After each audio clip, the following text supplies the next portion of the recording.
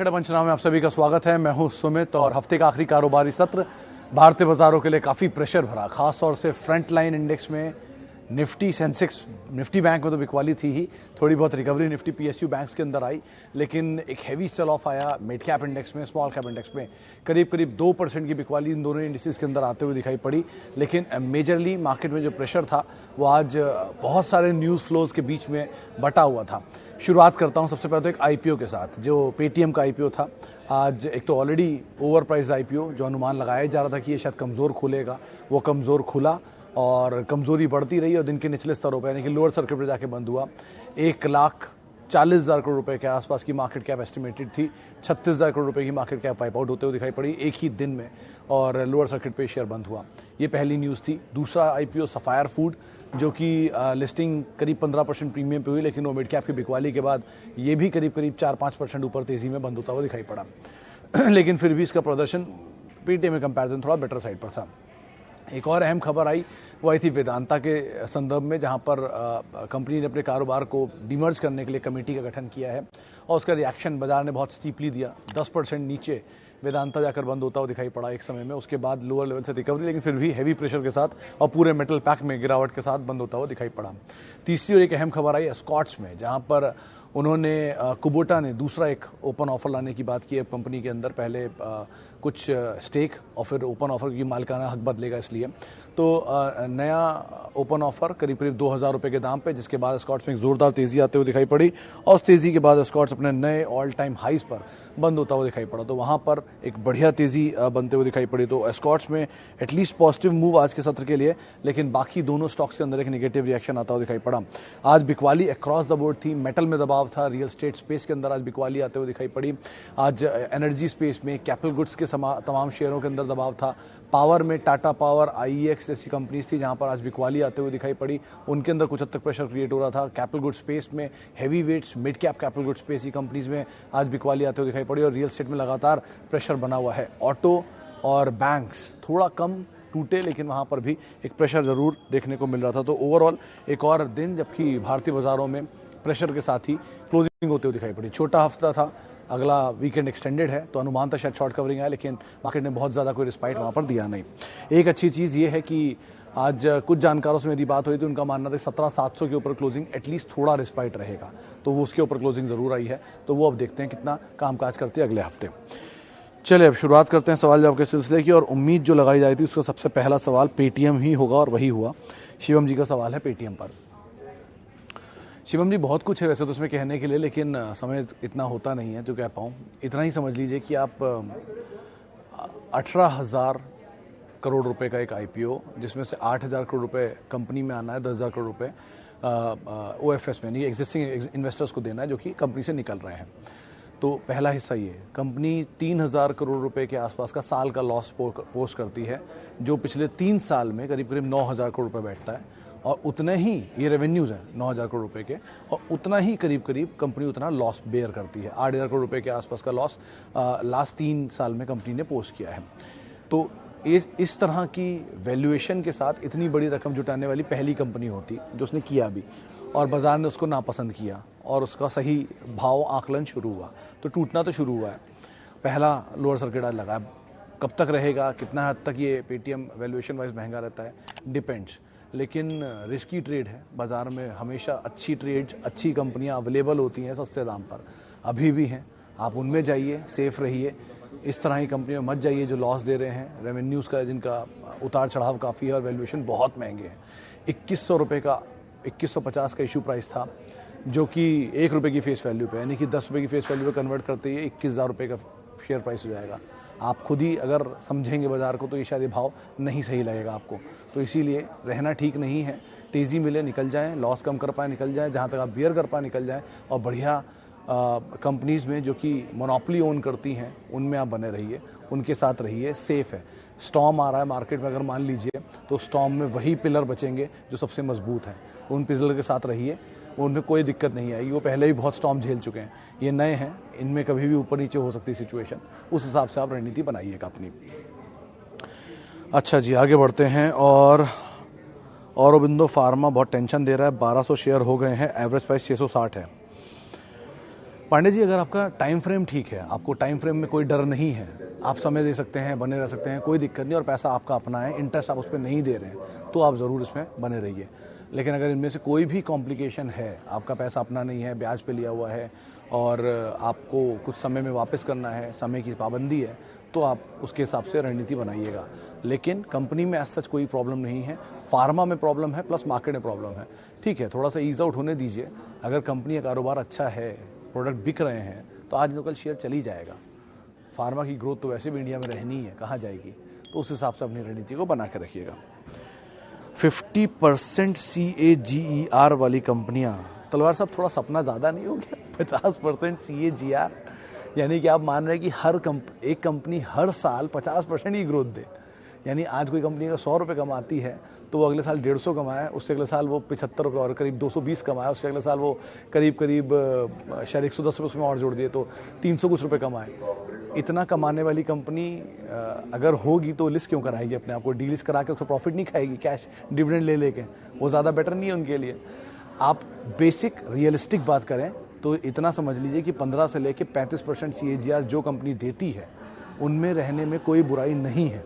वो हमेशा आपको 10 साल से दे रही है, उस तरह की कंपनियों में बने रहने में कोई बुराई नहीं है। वो आगे भी देती रहेंगी। अगर 10 साल से दे रही हैं तो 35 नहीं देंगी तो 15 तो देंगी ही। तो 35 या अपर एंड वाली कंपनियों को मैचअप करने की कोशिश करिए। लोअर एंड भी मिल जाता तो वो भी बहुत अच्छा रेवेन्यू रिटर्न दे देंगे आपको वो। और वो लिस्ट हम ऑलरेडी शेयर में अपने ट्विटर हैंडल पर कर चुका हूँ, वहाँ आप ले सकते हैं। Paytm 1720 advice. अंश साहब, अगर आपने क्योंकि आज खरीदारी की है पेटीएम में 1720 पे, तो ऑब्वियसली बात है आपने ट्रेडिंग के लिए ही खरीदारी की होगी। इन्वेस्टमेंट का तो आपको कोई नज़रिया होगा नहीं। तो मीडियम अवधि के लिए मैं बाजार ट्रैक नहीं करता है, आप जानते हैं। लेकिन any price loss making company के लिए any price is a risky price, तो वो आप अपने हिसाब से रणनीति रख सकते हैं। ऐसी बहुत सारी लॉस मेकिंग कंपनीज है जिनमें प्रॉफिट की अब आप अगर कंपेयर करना चाहेंगे तो आप ये भी कह सकते हैं कि PVR लॉस मेकिंग था तो शेयर क्यों चला? क्योंकि उनकी एवेन्यूज़ थे कि आगे चल के सिचुएशन नॉर्मलाइज होगी और वहाँ पर लोग आएंगे, और जब लोग आएंगे तो पेटीएम और PVR और मजबूत प्लेयर बन के निकलेगा, क्योंकि वो छोटे प्लेयरों को खरीद लेगा। लेकिन यहाँ ऐसा कुछ अगर मिलता है आपको तो आप अपनी रणनीति रख सकते हैं। लेकिन अदरवाइज सो फार कंपनी के नंबर्स में प्रॉफिट नहीं है, तो सो फार आप इससे बच के ही रहिए। आ जाए प्रॉफिट तो ले लीजिएगा, क्या होगा, थोड़ा महंगा शेयर मिलेगा ना, कोई बात नहीं, लेकिन एटलीस्ट सर्टेनिटी तो होगी। यहाँ पर सर्टेनिटी नहीं है, तो उसका आप ध्यान रखिएगा। ओके, आगे बढ़ते हैं। Reliance on down trend. Sir, देश की नंबर 1 कंपनी है, थोड़ी देर पहले तक तो थी, अब पता नहीं। लेकिन ऐसा कोई दिक्कत नहीं है सर। ऐसे 2-3 डाउन ट्रेंड पता नहीं आते रहते हैं, मार्केट्स में जाते रहते हैं। आप जिसकी बात कर रहे हैं वो अभी भी देश की नंबर 1 की कंपनी है। अगर नीचे आएगी भी तो कल ऊपर आ जाएगी, क्या दिक्कत है? बहुत लोगों के पास रिलायंस 700 रुपये से था, 1400 गया, 1300 आया, 1200 आया, 1500 गया, 1200, 1300 आया, 1800 गया, 1500 आया, 2000 गया, 1800 आया, 2200 गया, 2000 आया। ये तो चलता ही रहेगा, क्या दिक्कत है? ऐसे ऊपर नीचे करते करते 700 वाले का तो 2200 होगा ना। तो आप उस हिसाब से इसको देखिए, वो ज़्यादा बेटर है। अच्छा जी, Jubilant food 3870, Asian paint 2490। Umesh साहब, बिल्कुल सही दाम, सही, दोनों स्टॉक सही है। दाम तो थोड़ा ऊपर नीचे है, चलिए जुबिलेंट फूड क्योंकि महंगा साइड पर है, लेकिन अगर दोनों ही आपकी खरीदारी से नीचे आते हैं तो आप थोड़ा थोड़ा ऐड करते चलें, कोई दिक्कत नहीं है। दोनों में Jubilant food 72% market share own करती है और Asian paint 42% market share own करती है डेकोरेटिव स्पेस में। और दोनों की जो डिमांड है वो फिलहाल तो बहुत स्ट्रॉन्ग, बहुत इंटैक्ट है। पिज्ज़ा की भी डिमांड बहुत इंटैक्ट है, तभी इतनी QSR बेस्ड कंपनीज आ रही हैं। और एशियन पेंट की तो ऑब्वियसली ज़्यादा डिमांड बहुत स्ट्रॉन्ग है। वर्ल्ड वॉर 2 से कंपनी कामकाज कर रही है, स्ट्रॉन्ग प्रमोटर है, अच्छी कंपनी है। दोनों में आप बने रहिए, इस तरह की रणनीति आप रखिएगा। अच्छा, आगे बढ़ते हैं। What about Tata Motors? Rajesh साहब, मीडियम टर्म तो ट्रबल हो सकता है, लॉन्ग टर्म फिलहाल आप होल्ड कर सकते हैं, प्रॉफिट्स हैं, थोड़ा थोड़ा ऊपर के लेवल पे ले सकते हैं। आपको इस हिसाब से कॉल रखनी होगी अपनी। अच्छा, Devyani, more up and down. Manish साहब, दोनों कंपनियों के कारोबार को मैंने पढ़ा था अभी, देवयानी के भी और सफायर फूड के भी। दोनों कारोबार को देखने के बाद मुझे लगा कि दोनों से अच्छा तो जुबिलेंट फूड ही ले लीजिए, क्योंकि दोनों जिस सेगमेंट में है, आप अगर पिज़्ज़ा को प्ले करना चाहते हैं तो जुबिलेंट से बड़ा कोई प्लेयर नहीं है, और अगर आप बर्गर को प्ले करना चाहते हैं तो मैकडोनल्ड से बड़ा कोई प्लेयर नहीं है। तो आप किस सेगमेंट में खेलना चाह रहे हैं उस पर डिपेंड करता है। और स्प्लिट बिजनेस है, वो एटलीस्ट इंटैक्ट बिजनेस है। पूरे इंडिया का एक ही कारोबार एक ही कंपनी संभाल रही है। यहाँ पर पूरे इंडिया का कारोबार 2 हिस्सों में बटा हुआ है, कौन सी से ग्रोथ अच्छी है, कौन सी नहीं है, थोड़ा कॉम्प्लेक्स है समझने में। तो बेटर यही है कि सिंपल रखिए और उसमें चले जाइए जो ज़्यादा आसान दिख रहा है। अच्छा, टीसीएस का क्या करें, वर्मा साहब का सवाल है। सर टीसीएस रिसेंटली एक फॉल में नीचे आया था, वो जब नंबर्स आए थे उसके बाद, और उसके बाद लगातार टूटता भी चला गया था। बढ़िया कंपनी है, ऑब्वियस की बात है, देश की नंबर 1 कंपनी आईटी स्पेस में, देश की दूसरी सबसे बड़ी कंपनी है, टाटा ग्रुप का ज्वेल है। 72% उनके लिए रेवेन्यू लेकर आती है, 82% नहीं 72% उनकी मार्केट कैप का हिस्सा लाती है। यानी कि अगर टाटा ग्रुप की मार्केट कैप 16 लाख करोड़ है तो अकेला टीसीएस 14 लाख करोड़ रुपए की मार्केट कैप ओन करता है, या बड़ी मार्केट कैप ओन करता है उनके लिए। 22 लाख करोड़ की टोटल ग्रुप की मार्केट कैप है, और करीब 16 लाख या 15 लाख करोड़ की मार्केट कैप सिर्फ टीसीएस अकेले की है। कैश रिच है, 32,000 करोड़ रुपए का कैश है, उनके लिए सबसे बड़ा जनरेटर है रेवेन्यू का। अगर ये उनके लिए इतना कुछ कर सकता है तो हमारे लिए भी कुछ ना कुछ तो करेगा ही। तो बेटर है, आराम से बने रहिए, क्या दिक्कत है। टीसीएस जैसी कंपनी को तो आप पोर्टफोलियो के कोर पोर्टफोलियो का हिस्सा बनाइए। जब फॉल आए, आपके भाव से नीचे आए, आप और ऐड करिए, जितना भी ऐड कर सकते करिए। डिविडेंड देता है, बोनस स्प्लिट दिए हैं, 800 रुपये का इशू प्राइस, 875 रुपये का आईपीओ प्राइस स्प्लिट हो के एडजस्ट हो के 125 रुपये हो गया, और वो 125 रुपये का शेयर प्राइस आज आपके सामने करीब 3400-3500 रुपये की रेंज में कामकाज कर रहा है। तो इस तरह की वेल्थ क्रिएट की है इसने, अभी भी कर सकता है।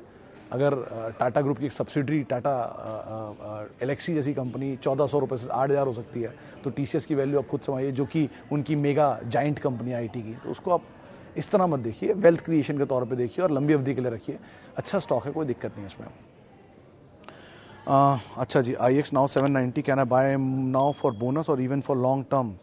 अमन साहब, ये रिसेंटली एक जानकार से हमारी बात हो रही थी, उन्होंने तो कहा था कि इसमें आप ऐड कर सकते हैं, लेकिन ध्यान रखिएगा स्टीम है, क्योंकि वो बहुत चला था उसकी वजह से, और वो बोनस की खबर है उसकी वजह से, तो स्टीम थोड़ी ईज आउट होगी। तो स्टीम निकलने दीजिए, थोड़ा कंसोलिडेशन में आने दीजिए, चर्चाओं से बाहर होने दीजिए, फिर आप इसमें आराम से पोजीशन ले सकते हैं। ओके, आगे बढ़ते हैं, और बहुत सारे सवाल आ रहे हैं। एक्सिस बैंक, सबसे पहले तो विक्रम सिंह साहब का सवाल है। Sir, one of the finest banks जो इंडिया में है उनमें एक शुमार होता है, टॉप 5 बैंक्स के अंदर, और मेजरली तो पोर्टफोलियो के लिए ही स्टॉक को रखा जाता है। अब आपने इसको किस तरह से लिया हुआ है वो आप पे डिपेंड करता है, पोर्टफोलियो के लिहाज से या ट्रेडिंग के लिहाज से। लेकिन अगर आप पोर्टफोलियो का हिस्सा बना सकते हैं और निफ्टी बैंक को यहाँ से वापस मूव करता हुआ देख रहे हैं, तो ये पार्टिसिपेट करेगा। आप समय दीजिए, अच्छा स्टॉक है। ओके, और Tata chemical 292 and Tata consumer 800, दोनों पे ही राय रख देता हूँ। देखिए, टाटा केमिकल एक तरफा तेज़ी दिखा के ईज आउट हो रहा है, क्योंकि केमिकल स्पेस में है। केमिकल की 2 कंपनियों में कल हमारी बात हुई थी किसी जानकार से, उन्होंने ये बोला कि एक टाटा केमिकल पे आप बने रह सकते हैं, और दूसरा शायद दीपक नाइट्राइट था, जहाँ पर उनको राय लग रही है कि आप बने रह सकते हैं, वहाँ पर भी एक अच्छे एवेन्यूज़ खुल सकते हैं। तो ठीक कंपनियाँ हैं, थोड़ा ज़्यादा महंगी है, नीचे आ रही, कोई दिक्कत नहीं है, आने दीजिए। और टाटा कंज्यूमर के केस में भी यही चर्चा है कि FMCG स्पेस है, कंजम्पशन ड्रिवन स्टोरीज हैं, तो इतना आसानी से ख़त्म नहीं होती इंडिया में। आप टाइम देंगे तो पैसा बनाएगा। एक तरफा तेज़ी दोनों ने दिखाई, तो थोड़ा कूल ऑफ हो रहे हैं, होने दीजिए। आप पेशेंस रखिए, मार्केट में बिकवालियाँ ऐसी ही आती हैं, जब भी आती हैं, और बुरी भी आएंगी। ऐसा नहीं कि इतनी खराब आती हैं, और बुरी भी आएंगी, आने दीजिए, वो सब तो चलता रहता है, ऊपर नीचे तो होगा ही होगा। कंपनी का कारोबार हो रहा है ना आज भी, होने दीजिए, वो अपना कारोबार वैसे ही कर रही हैं। बाजार में जो मतलब मारुति जब 4000 था या 7000 था, तब भी उतनी गाड़ियां बेच रहा था, 2-4 ऊपर नीचे, 1-आध लाख ऊपर नीचे, और जब 8000 आ गया तब भी उतनी गाड़ियां बेच रहा है। तो गाड़ियां उतनी ही बिक रही हैं, हमारा व्यू चेंज होता है उसको लेके, जिसकी वजह से स्टॉक प्राइस ऊपर नीचे होते हैं। रिलैक्स करें, आराम से आपको नीचे मिले, आप खरीदारी करिए, बढ़िया कंपनियां दोनों के दोनों। चलिए, अब लास्ट कंपनी और लास्ट स्टॉक और लेते हैं। सवाल आया है, IB रियल ऐड या वेट? ऐड कर सकते हैं, 170 रुपये है, एक नियर टर्म सपोर्ट के तौर पे है, जहाँ पर आप ऐड कर सकते हैं। वो भी तोड़ता तो 150, वो भी तोड़ता तो 120, 130, यहाँ तक आप ऐड कर सकते हैं, कोई दिक्कत नहीं है। आराम से ऐड करिए, समय दीजिए, बढ़िया पैसा बनाकर दे सकता है। चलिए, फिलहाल अब इतने सवालों को मैं शामिल करूंगा। माफ़ी उन सभी लोगों से जिनसे आज हम बातचीत नहीं कर पाए, और बहुत बहुत शुक्रिया उन सभी लोगों का जिन्होंने हमसे सवाल पूछे। आप मेरे साथ जुड़ सकते हैं @सुमित रिसर्च, मेरा ट्विटर हैंडल है, और 3 दिन का एक्सटेंडेड वीकेंड है, एंजॉय करिए। बाजार तो चलता ही रहेगा सर, मंडे से फिर वैसे ही शुरू हो जाएगा, कोई दिक्कत नहीं है। बढ़िया रिलैक्स करें, एंजॉय करें अपने टाइम को, और मार्केट के मूवमेंट से टेंशन ना लें। यही होता है, पहले भी टूटते थे, वापस ऊपर आ जाते हैं, फिर टूटेंगे, फिर ऊपर आ जाएंगे। कारोबार में फोकस करिए, भाव पे नहीं। उस हिसाब से आप मार्केट में अपनी रणनीति बनाइएगा।